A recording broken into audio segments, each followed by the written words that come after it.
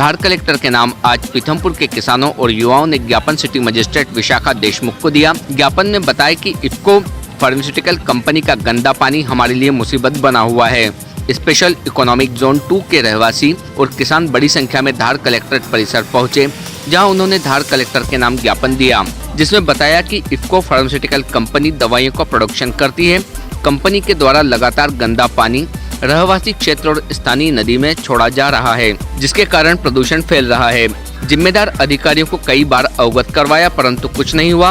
किसानों ने कहा कि गंदे पानी के कारण फसल खराब हो रही है। कंपनी दवाई बनाने में विभिन्न प्रकार के केमिकल का इस्तेमाल कर रही है और केमिकल युक्त गंदा पानी छोड़ रही है, जिससे रहवासियों के साथ साथ मवेशियों को भी नुकसान हो रहा है। ज्ञापन में बताया कि कंपनी वाटर ट्रीटमेंट किए बिना ही पानी को भूमिगत कर रही है, जो स्थानीय अंग्रेज नदी में मिल रहा है, जिसके कारण पेयजल भी दूषित हो रहा है। स्थानीय लोग बीमारियों के शिकार हो रहे हैं। भारतीय न्यूज के लिए धार से साबिर खान FM की रिपोर्ट। कंपनी के नाम से मैडम को दिया गया सिटी मजिस्ट्रेट को।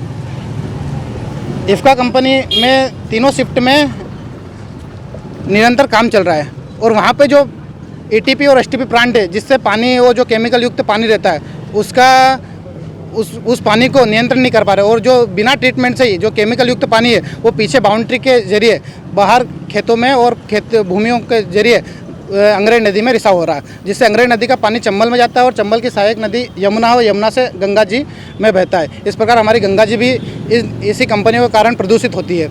और पिछले 2017 और 18 की जो रिपोर्ट आई थी, उस रिपोर्ट के अनुसार जो CPCB की रिपोर्ट थी 18 में, उसमें से 41 नदियों का सैंपल लिया था। गंगा नदी जो बहती है 41 क्षेत्रों से, वहाँ पे 41 सैंपल लिया था, उसमें से 39 नदियों का पानी गंदा पाया था। तो इसका कारण रहती है इफ्का जैसी कंपनियाँ, और इन पर न पॉल्यूशन विभाग के क्षेत्रीय अधिकारी न प्रशासन कोई सुनवाई नहीं करता है। बार बार जाकर गुहार लगाते और अंततः हमें यहाँ पर आकर ज्ञापन देना पड़ता है। किसानों की समस्या भी इससे खतरनाक है। मतलब इसमें जो TDS लेवल है, पानी जो जमीन पर नीचे आता है, तो जो ट्यूबवेल का जो TDS लेवल है वो सामान्यतः 150 और 100 के मध्य रहना चाहिए, लेकिन अगर आप किसी भी ट्यूबवेल में चेक करोगे तो वो रहता है कम से कम 1000, 1200, 1250, 1300, मतलब वो पानी पीने योग्य भी नहीं बचा है। इससे हमारी जो इसकी शिकायत की हमने अधिकारी वाला जो कंपनी वाले हैं उनसे कभी अपना मामला बात की? कंपनी के प्रबंधन से हमने इस बारे में बात करना चाहिए, पर वहाँ पर जो सुरक्षा कर्मी रहते हैं, वहाँ सुरक्षा कर्मियों ने कहा कि हम अधिकारियों से बात करवाते हैं, पर अधिकारी कभी बात नहीं करते और बोलते हैं कि गेट से इनको भगा दो, आते हैं और भगा देते हैं। बोले और ये बोलते हैं आपको जिससे शिकायत करनी है, जहाँ शिकायत करनी कर सकते हो, हमारा आप कुछ नहीं कर सकते हो। चलिए, आज ज्ञापन सौंपा है, अगर आप आगे कार्रवाई नहीं होती तो क्या आगे प्लानिंग है, क्या?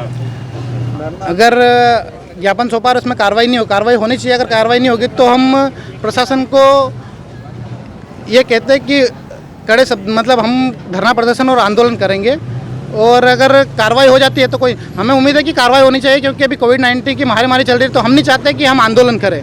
और अगर ऐसी स्थिति आई तो हमको आंदोलन करना पड़ेगा, क्योंकि वर्तमान में जो खरीफ की फसल है, सोयाबीन की फसल है, पूरी तरह बर्बाद हो गई, और उसका कारण केवल यही है इफ्का जैसी कंपनियाँ। Subscribe now to most exciting channel ever.